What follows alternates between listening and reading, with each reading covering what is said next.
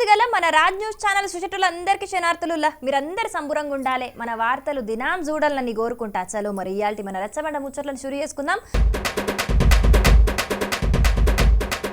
Telangana budget ను మొన్ననే పైసల మంత్రి బట్టి విక్రమార్క సారు అసెంబ్లీలో పెడితే ఇగియాల పద్దుల మీద చర్చ చాలైంది. ఈ చర్చల అధికార ప్రతిపక్షాల నడుమ లడాయి గట్టిగానే అయిందుల్లా. మరి అధికార పక్షానికి ప్రతిపక్షాలు ఏం కౌంటర్లు వేసినాయి, ప్రతిపక్షాలకు అధికార పార్టీ నుంచి ఏం సమాధానాలు వచ్చినాయి, ఏం కథ అనేది పూరా గరుచుకుని వద్దాం. రాష్ట్ర ఆదాయం అంతకంతకు క్షీణిస్తా ఉంది. మరి అనుభవం గల్ల బట్టి గారు ఇప్పుడు ఏం చేయాలి చెప్పాలి ఈరోజు.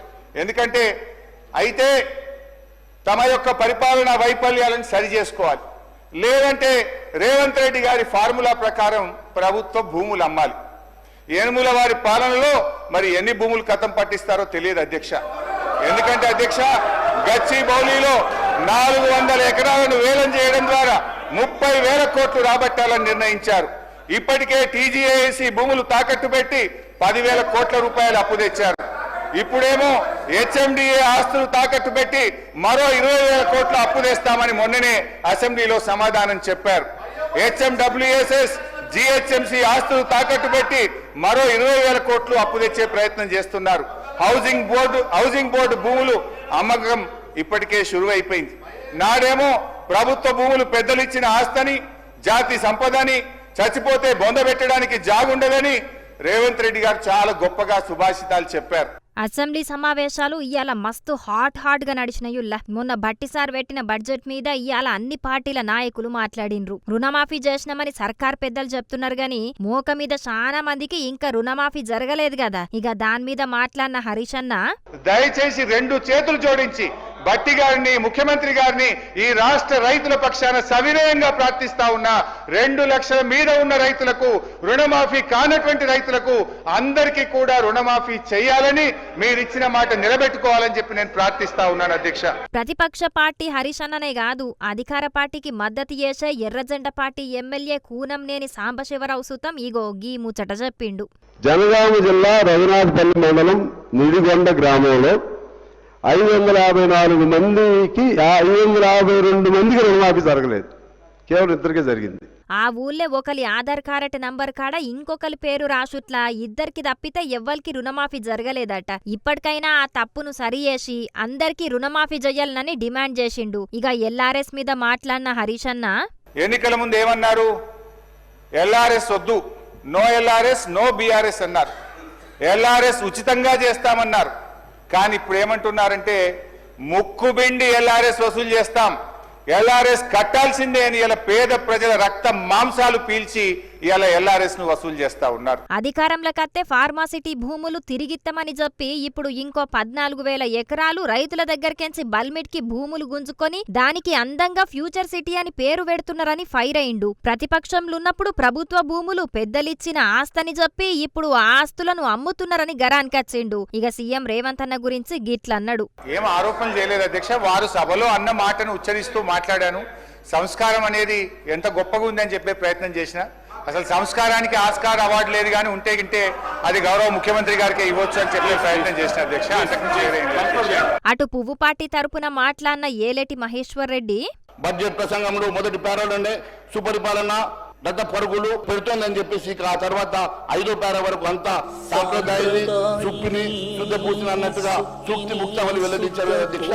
ఎక్కడ ఇవన్నీ కూడా మీరు చెప్పినట్టుగా వాస్తవాలు ప్రభుత్వం పెట్టిన బడ్జెట్ల ఏం లేదని సెటైర్ వేసిండు. ఇగటు పతంగి పార్టీ ఎమ్మెల్యే అక్బరుద్దీన్ మాట్లాడుకుంటా, अब जैसे अभी हम देख रहे थे हमारे बीजेपी के साथी असेंबली के इतना ज्यादा स्टेट गवर्नमेंट को क्रिटिसाइज कर रहे थे, बोल रहे थे, लेकिन जब हम भट्टी साहब की स्पीच को देखते हैं सर, तो उसमें एक लफ्ज भी उन्होंने गवर्नमेंट ऑफ इंडिया के नाइंसाफी, इनजस्टिस और जो हमारा तेलंगाना का हक है उसको जो नहीं दे रहे हैं उसके ऊपर कुछ भी नहीं बोले. సెంటర్ సర్కార్ నిధులేమిత్తలేదని అంటున్నారు గాని వాళ్ళని మాత్రం ఒక్క మాట సుతం అంటలేరని అంటున్నాడు. మొత్తానికైతే ఇయాల జరిగిన అసెంబ్లీ సమావేశం మాత్రం గరంగానే నడిచింది. మరిగా రేపెట్ల నడుస్తుందో ఏం కథనో చూడాలి.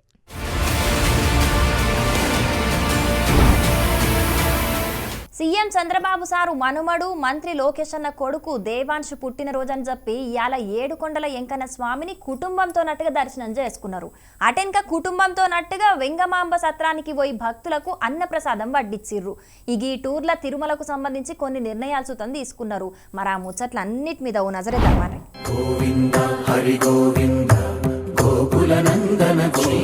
ఇయాల కుటుంబంతో నట్టుగా తిరుమల శ్రీవారిని దర్శనం చేసుకున్న సీఎం చంద్రబాబు సారు తిరుమలలో ఒకరోజు అన్నదానానికయ్యే 44 లక్షల రూపాయల విరాళాన్ని ముందుగాల్నే ఇచ్చి మనమడు ఇంటోళ్లతోని కలిసి అన్నప్రసాదాలు సుతం వడ్డిచ్చిండు.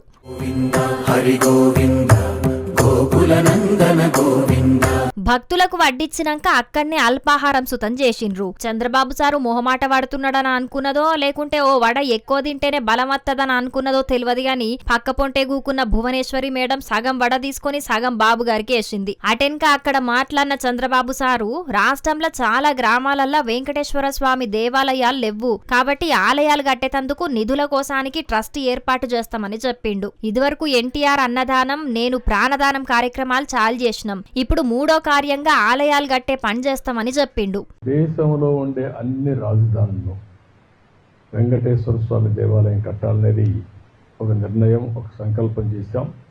దాని ప్రకారం అందరికీ విజ్ఞప్తి చేస్తున్నాం. అక్కడ ముఖ్యమంత్రి కూడా రాస్తాం.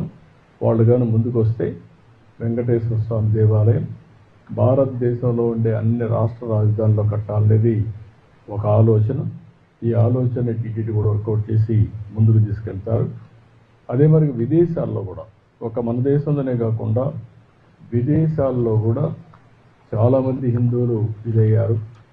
ప్రపంచంలో ఉండే హిందువులకి ఒక ఆలోచన ఉంటుంది.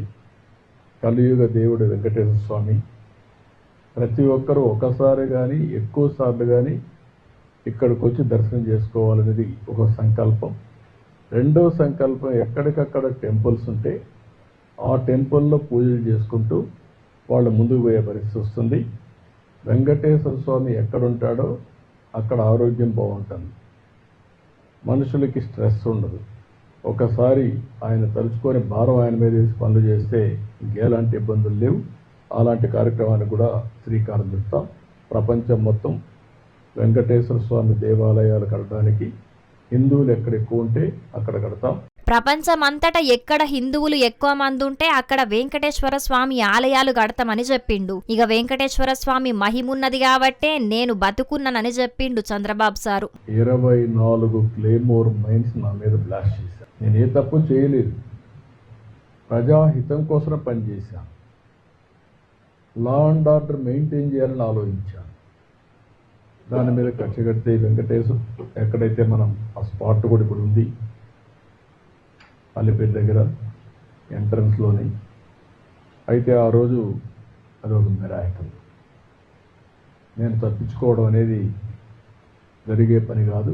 సాక్షాత్తు వెంకటేశ్వర స్వామి నన్ను కాపాడాడు, ప్రాణం విడిచిపెట్టాడు. ఏడుకొండల్లో ఎసుంటి అపవిత్ర కార్యక్రమాలు జరగడానికి వీల్లేదు. గత ప్రభుత్వం ఇచ్చిన ముంతాజ్ హోటల్ పర్మిషన్లు సుతం రద్దు చేసినామని చెప్పిండు.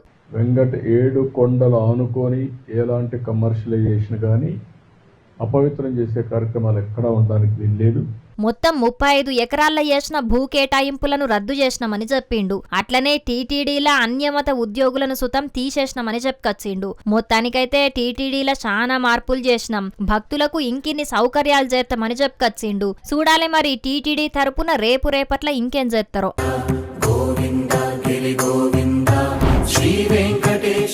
ఏపీలో ఎమ్మెల్యేలు ఎమ్మెల్సీలకు సాంస్కృతిక కార్యక్రమాలు ఏర్పాటు చేసిండ్రు కదా.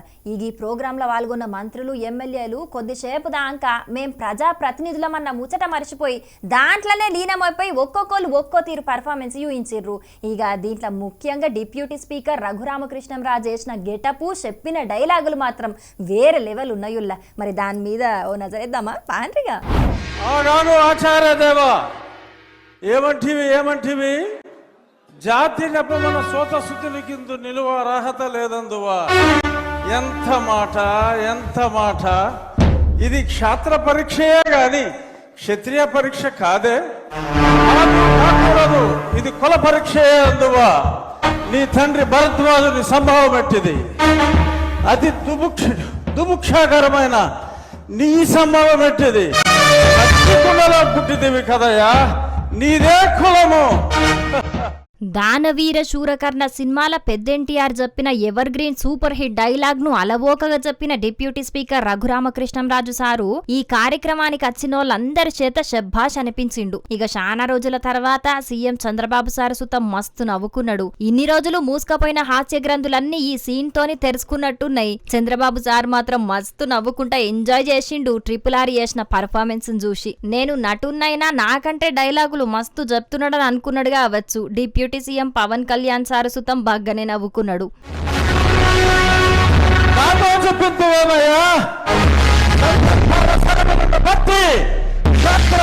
ప్రాధాన్యములతో సంకరమైన మా గురువంశము ఏనాడో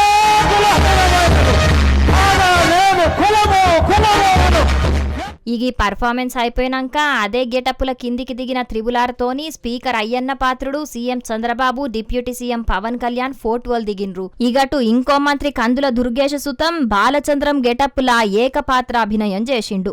ఈ కలికి ఈ మారణ హోమానికి ఏనాడో ఎక్కడో నిరాశ్రయంగా సన్యాసించబడి ప్రపంచ సౌఖ్యానికి ఆవల విసిరివేయబడిన దుప్పి భాగాల పాటి కారడవిలో ఆరవిల్లి నాగమ్మవనే నిన్ను నలగామరాజనే ఆ దురాత్ముడు నీ ఆతిథ్యానికి మేనుపరిచి చేరదీసి అందజేసుకుని అమోచ్యమతో రందించకపోతే ఇంతటి చరిత్ర ఉండేది కాదే. అఖండ పలనాటి సీమ ఖండ ఖండాలుగా నరకబడి అంతఃకలహాలతో రొమ్ము గుతుకుని పోయేది కాదే, రొమ్ము గుతుకుని పోయేది కాదు. వీళ్ళే కాదు కొంతమంది ఎమ్మెల్యేలు చేసిన కామెడీ స్కిట్లను సుతం ఎంజాయ్ చేసిండ్రు ఈ ప్రోగ్రాం కచ్చినోళ్ళు. ఆఖరుకు మాట్లాడిన సీఎం చంద్రబాబు పవన్ కళ్యాణ్ సినిమాల సుతం ఇంత ఎంటర్టైన్మెంట్ ఉండదు కావచ్చు అని ఎమ్మెల్యేల ప్రదర్శనను తారీఫ్ చేసిండు. మీకిన్ని టాలెంట్లున్నాయన్న సంగతి నాకు తెలియదు, నేనెప్పుడు ఇంతగానం నవ్వలేదు, నవ్వ ఆపుకోలేకపోయినా కంట్రోల్ చేసుకునుడు కూడా నాతోని కాలేదని చెప్పుకొచ్చిండు. మొత్తానికైతే ఏపీ ఎమ్మెల్యేలకు 3 రోజుల దాకా పెట్టిన ఆటల పోటీలతోని లీడర్లు మాత్రం మస్తు ఖుషి అయినరు పోన్రి. ఇక ఏ ఆటల పోటీల కార్యక్రమానికి పోయినా ఓపెనింగ్లు మాత్రమే చేసే లీడర్లు ఈ పోటీల యాళ్ళ మాత్రం హోరాహోరిగా తలవడ్డరు. ఇక ఇసుంటి ప్రోగ్రాములు ఏడాది కోపారి పెడితే మంచిగుండని ముచ్చట్లు పెట్టుకున్నారట కొందరు ఎమ్మెల్యేలు. చూడాలి మరి స్పీకర్ సార్ ఏం చేస్తాడో.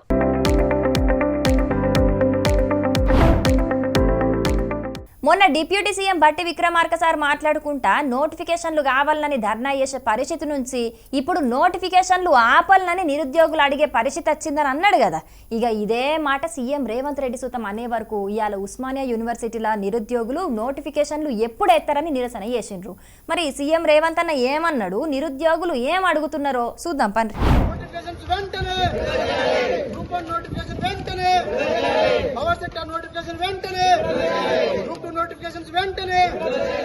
పోయిన అసెంబ్లీ సమావేశంలో సర్కార్ పెట్టిన జాబ్ క్యాలెండర్ ప్రకారం నోటిఫికేషన్లు విడుదల చేయాలని చెప్పి ఇయాల ఉస్మానియా విద్యార్థులు పెద్ద ఎత్తున నిరసన చేసిండ్రు. నిన్న రవీంద్ర భారతిలో జరిగిన కొలువుల పండుగ కార్యక్రమంలో సీఎం రేవంత్ అన్న ఇట్లా మాట్లాడే వరకు నిరుద్యోగులకు మండుకచ్చిందట. ఎక్కడ కూడా ఈ దేశంలో నోటిఫికేషన్లు ఇవ్వమని ఉద్యమాలు జరిగినాయి, నోటిఫికేషన్లు ఇవ్వమని ధర్నాలు జరిగినాయి, కానీ ఇంతగానం నోటిఫికేషన్లు ఇస్తే ఎట్లా కొన్ని ఆపుండ్రు అని ఎక్కడైనా ఈ దేశంలో ధర్నా జరిగిందా? మొదటిసారి తెలంగాణ రాష్ట్రంలో మీ ప్రభుత్వం వచ్చినాక నోటిఫికేషన్లు కొన్ని వాయిదా వేయండి అని ధర్నాలు జరిగినాయి. సీఎం హోదాలుండి ఇట్లా మాట్లాడు పద్ధతేనా? పోయిన సర్కార్ నోటిఫికేషన్లు ఇచ్చి పరీక్షలు పెడితే మీరచ్చి ఉద్యోగ నియామక పత్రాలు ఇచ్చి మేమే ఉద్యోగాలు ఇచ్చినామని ఫోజులు కొడితే నమ్మేతందుకు నిరుద్యోగులు గంత అమాయకులు అనుకుంటున్నారా? ఈనేటోడు ఉండాలి గాని నీ పెయ్యి మీదున్న బట్టలు సుతం మేమే దొడుగుతున్నామని చెప్పేటట్టే ఉన్నారు అని ఎడ్డిస్తున్నారు కొందరు నిరుద్యోగులు. మీరు ఉద్యోగాలు ఎక్కువయ్యి, నిరుద్యోగులు బలుపు ఎక్కువయ్యి, పోస్ట్ పోన్ల కోసం, పోస్టుల కోసం మాకు వద్దు అని చెప్పేసి మేము రోడ్డు మీద ఎక్కినామని చెప్పేసి డిప్యూటీ సీఎం మరియు సీఎం గారు చెప్పినటువంటి మాటను మేము తీవ్రంగా ఖండిస్తా ఉన్నాం. ఈసారి నిరుద్యోగుల కోసం అసలు కాంగ్రెస్ పార్టీ ప్రభుత్వంలో వచ్చిందే ఉద్యోగాలు ఇస్తామని చెప్పి గ్రూప్ 2 పోస్టు పెంచమని చెప్పినాం, మీరు పెంచలే. డిఎస్సి పోస్ట్ పోన్ చేయమన్నాం, చేయలేదు. సంవత్సరంలో 2 లక్షల ఉద్యోగాలు అన్నారు, వేయలేదు. జాబ్ క్యాలెండర్ వేస్తామన్నారు, అది లేదు. వర్గీకరణ అన్నారు, దానికోసం వెయిట్ చేయమన్నారు, వెయిట్ చేసినాం. ఇంకా మీకు ఏ అంశం మీకు అడ్డు వస్తుంది? ఉస్మానియా యూనివర్సిటీ నుంచి మొదలు పెడుతున్నాం. ఇప్పుడు మాకు నోటిఫికేషన్ విడుదల చేయాలి. అన్ని నోటిఫికేషన్ విడుదల చేయాలి.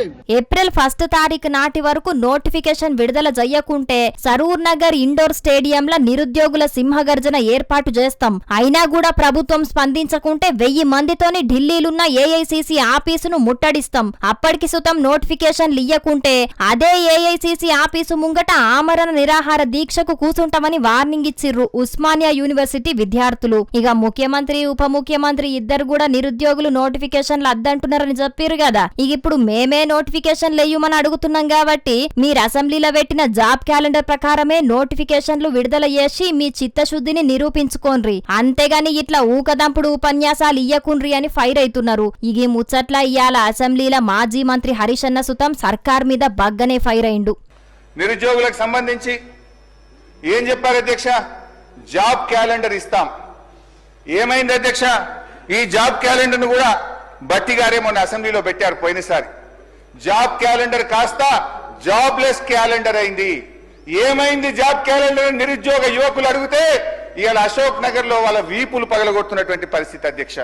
ఇగో ఇది అధ్యక్ష, నేను ఎక్కడ కూడా తప్పు మాట్లాడాను, ఆధారం లేకుండా మాట్లాడాను. ఇది బట్టి గారు అసెంబ్లీలో ప్రవేశపెట్టిన జాబ్ క్యాలెండర్. ఆ రోజు దీని మీద చర్చించాలని నేను ఇక్కడి నుంచి లేచి ఎంత మొత్తుకున్నా బట్టి గారు కుర్చీలో నుంచి లేచి లోపలికి వెళ్ళిపోయినరు. ఈ జాబ్ క్యాలెండర్ మీద ఆ రోజు చర్చ జరగలేదు. ఈ జాబ్ క్యాలెండర్ లో ఏముంది అధ్యక్ష? ఒక్కటన్నా అమలైందా? జాబ్ క్యాలెండర్ జాబ్లెస్ క్యాలెండర్ అయింది అధ్యక్ష. ఈ జాబ్ క్యాలెండర్ లో అక్టోబర్ 2024 గ్రూప్ 1 నోటిఫికేషన్ ఇస్తామని చెప్పారు. అక్టోబర్ 24 ట్రాన్స్కో జెన్కోలో నోటిఫికేషన్ ఇస్తామని చెప్పారు. అదేవిధంగా గెజిటెడ్ ఆల్ ఇంజనీరింగ్ డిపార్ట్మెంట్స్ లో ఏడబ్ల్యూల నియామకానికి అక్టోబర్ 2024లో నోటిఫికేషన్ ఇస్తామన్నారు. జనవరిలో degree and above level professional services యొక్క గెజిటెడ్ పోస్ట్ నోటిఫికేషన్ ఇస్తామన్నారు. ఫిబ్రవరి 25లో సెకండ్ డిఎస్సి ఇస్తామన్నారు. ఫిబ్రవరి 25లో ఫారెస్ట్ బీట్ ఆఫీసర్ నోటిఫికేషన్ ఇస్తామన్నారు. ఇంకా చాలా ఉన్నాయి. ఒక్క నోటిఫికేషన్ అని ఇచ్చిందా అధ్యక్ష? ఒక్క నోటిఫికేషన్ అని ఇచ్చారా నేను అడుగుతా ఉన్నాను అధ్యక్ష. ఈ సర్కారు 57,000 ఉద్యోగాలు ఇచ్చినమని చెప్పుకుంటున్నది. కానీ వీళ్ళిప్పుడు ఇస్తున్న నియామక పత్రాలకు సంబంధించిన ఉద్యోగాలన్నీ బీఆర్ఎస్ హయాంలనే ఇచ్చినాం. వీళ్ళిచ్చింది కేవలం 6,000 ఉద్యోగాలు మాత్రమే. వంటంతా వండి పెట్టినాక గంట తిప్పి వంట మొత్తం నేనే చేసినానని చెప్పుకున్నట్టున్నది వీళ్ళ పనితనమని ఎడ్డిచ్చిండు. అటు నిరుద్యోగులు ఇటు ప్రతిపక్షాలు సుతం నోటిఫికేషన్లు ఇయ్యాలని డిమాండ్ చేస్తున్నారు కాబట్టి సర్కార్ ఏం చేస్తుందో చూడాలి మరి.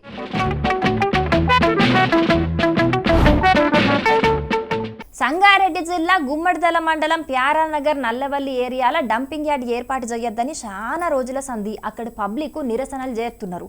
అయినా కూడా సర్కార్ మాత్రం దీని మీద ఏ నిర్ణయం తీసుకుంటలేదు. అటు అక్కడి జనాలు సుతం దీని మీద వెనుక కోతలేరు. ఇవాళ ఇంకో తీరు వాళ్ళ నిరసనని తెలిపిండ్రు. అదేందో మనం కూడా చూద్దాం.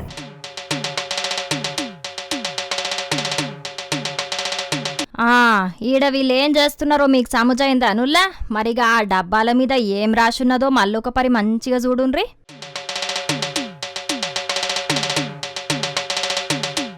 సంగారెడ్డి జిల్లా గుమ్మడిదల మండలం ప్యారానగర్ నల్లవల్లి ఏరియాల డంపింగ్ యార్డ్ ఏర్పాటు చేయొద్దని చెప్పి ఇవాళ ప్రజా సంఘాల జేఏసీ ఆధ్వర్యంలో ప్రజా బ్యాలెట్ ఏర్పాటు చేసి జనాల అభిప్రాయాన్ని తీసుకున్నారు. ఇక అక్కడ ఓటేసిన వాళ్ళంతా డంపింగ్ యార్డుకు వ్యతిరేకంగానే ఓటేసే వరకు డంపింగ్ యార్డును ఇక్కడ ఏర్పాటు చేయొద్దని నినాదాలు చేసిండ్రు.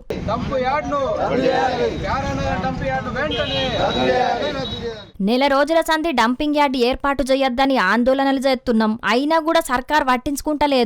లోకల్ లీడర్ల దగ్గర నుంచి కేంద్ర మంత్రుల దాకా అందరికి మా బాధ చెప్పుకున్నాం. అయినా ఎవ్వరు పట్టించుకుంటలేరని గరానికొచ్చిండ్రు అక్కడి పబ్లిక్. ఇక ప్రభుత్వాలు ప్రజల నిర్ణయాలకు వ్యతిరేకంగా పనిచేసినప్పుడు ప్రజలు ఈ తీరుగా నిరసన చేసుట్ల తప్పేలేదు. శాంతియుతంగా ఇట్లా నిరసన తెలిపితేనన్నా రాజ్యమేలటోలకు కొంచెం తెలివత్తదని అంటున్నారు అక్కడి జనాలు. అవు మరి వాళ్ళన్నది సుతం వాజిబ్ ముచ్చట్నే. సర్కార్ కూడా అద్దంటే అద్దుక తింటామన్నట్టే చేస్తే ఎట్లా? ప్రజల కోసమే కదా ప్రభుత్వాలు పనిచేసేది. అసుంటిది అదే జనాలు అద్దన్న కూడా సర్కారు మొండిగా ముందుకు పోకుండా వేరే జాగల ప్రజలకు ఇబ్బంది కాకుండా డంపింగ్ యార్డు ఏర్పాటు చేయాలని అంటున్నారు అక్కడి జనాలు. చూడాలి మరి ఈ డంపింగ్ యార్డు ముచ్చట్ల సర్కారు ఏ నిర్ణయం తీసుకుంటదో.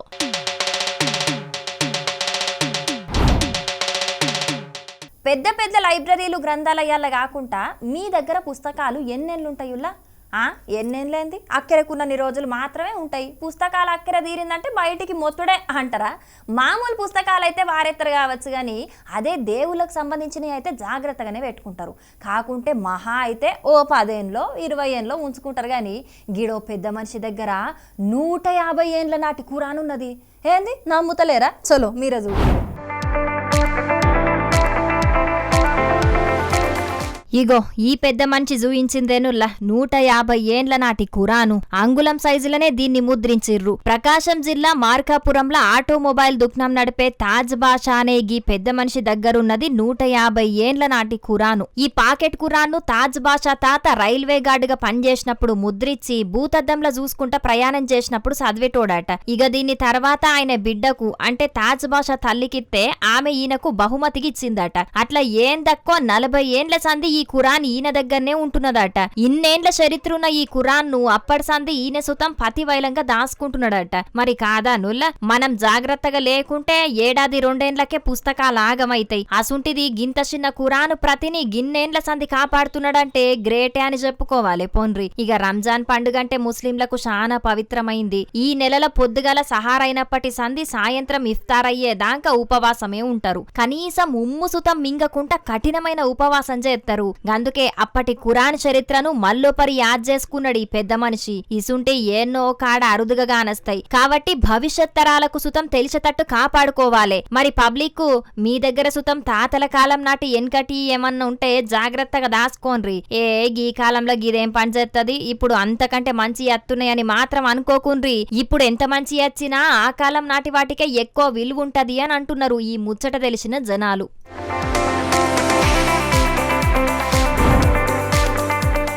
ఇగో ఇవుల్లా ఇయ్యాల్టి మన రచ్చబండ ముచ్చట్లు. ఇవాళ మేము చెప్పిన ముచ్చట్లన్నీ జబర్దస్తుగా ఉన్నాయిలే. దినం ఇంతకంటే ఖతర్నాక్ ముచ్చట్లను దేవులాడి మీకోసం పట్టుకొస్తూనే ఉంటాం. కాబట్టి మన రాజ్ న్యూస్ ఛానల్ను మరవకుండా చూస్తూనే ఉండుండ్రి. సరేనా? ఉంటాం వల్ల నమస్తే.